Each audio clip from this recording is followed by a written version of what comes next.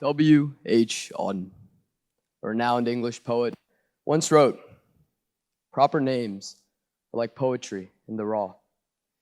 Like all poetry, they are untranslatable.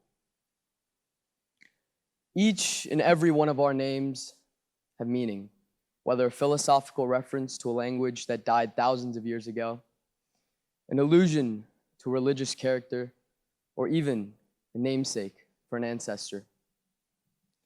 And while our names may share common roots or similarities, they differ fundamentally. They differ fundamentally in meaning that cannot be translated into English, matter of fact, any other language, meaning that's deeply entrenched in our respective identities. Just as the beauty of a phrase from a foreign language is lost in translation, the meanings of our own names can also be lost, if not preserved. My name is Pranav Pradeep. Pranav is Sanskrit for primordial or beginning, and Pradeep means light. Word for word, my name reads primordial light. But in translating my name to English, its history and meaning have been lost. There's no longer any substance, there's no longer any story. Now, my name isn't special because it means primordial light. No. It's special because I believe myself to be the only person in this world named Pranav, spelled with an H at the end. It's special because my last name isn't one that's been passed down for generations, as done in Western tradition, but because my last name is the first name of my father, just as his last name is the first name of his father, a tradition of naming that existed long before the Mughals invaded and the British pillaged. Now, while I do not carry the same last name as my grandfather, what I do have to share today is the story of a man born nameless. Born in the small village of Karambakudi in southern India during British rule, my grandfather was born without a name. After losing 2 children in infancy, my great-grandparents decided that if they did not name their third child, God would not take him from them. To my great-grandparents' delight, my grandfather lived well past his infancy, thanks to which I'm here today. But they did find it increasingly difficult to raise a child without a name, and so they called him Piche. The word Piche means alms, the food or money given to the poor. Certainly not an ideal name for a child. But when looking past this literal translation, I understood what my great-grandparents meant when they named their son, when they called their son Piche. They named him after the mercy that God had shown unto them. They weren't referring to my grandfather as charity. No, they were referring to him as a miracle, a gift. They were referring to themselves as beggars. Beggars who were pleading with God to let their son live. In the words of Auden, names like Piche certainly are untranslatable.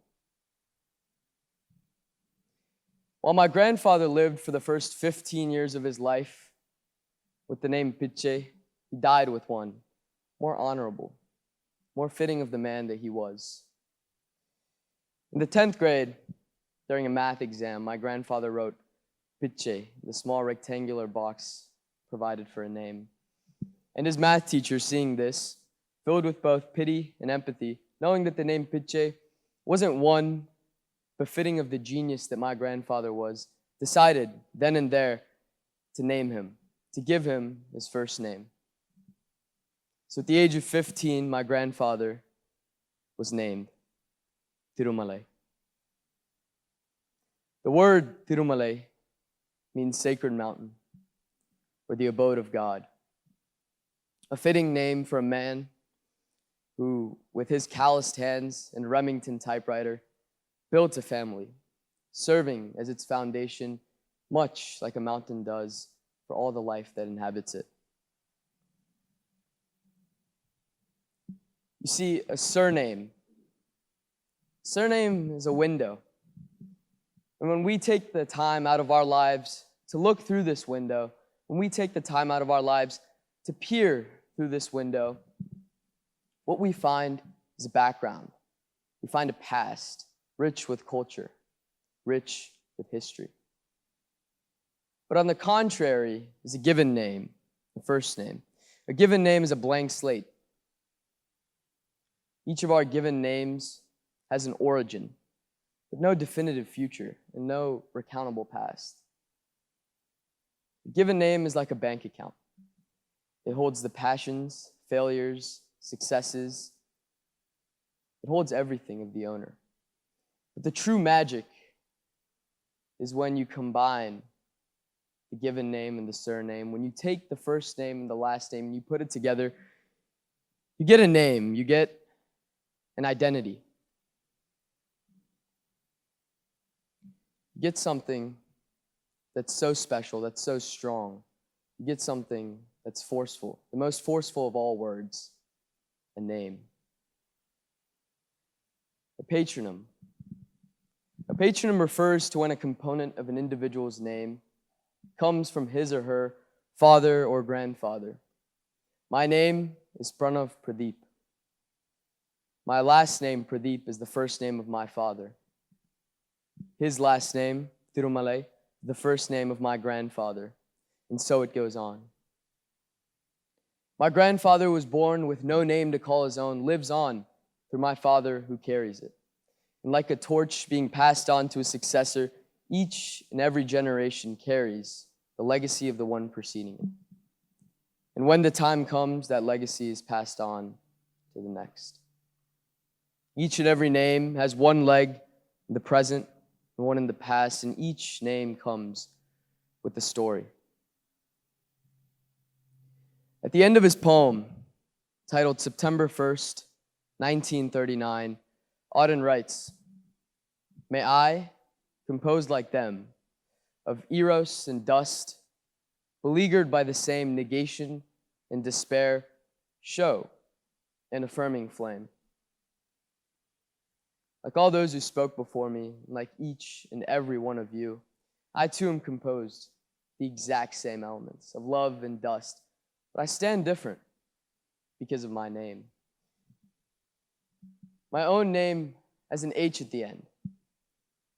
An H that found itself there because of the alignment of the planets and the stars on the day that I was born. An H that found itself there because of horoscopic astrology and numerology, practices with deep roots within southern India. Practices that led to an H being added to the end of my name to make it more auspicious, to make it more lucky.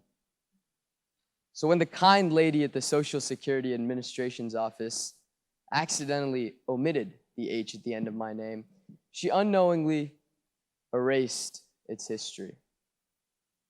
And while names themselves literally can be translated, their roots, lineages, and histories are all, like in the words of Auden, poetry in the raw, untranslatable.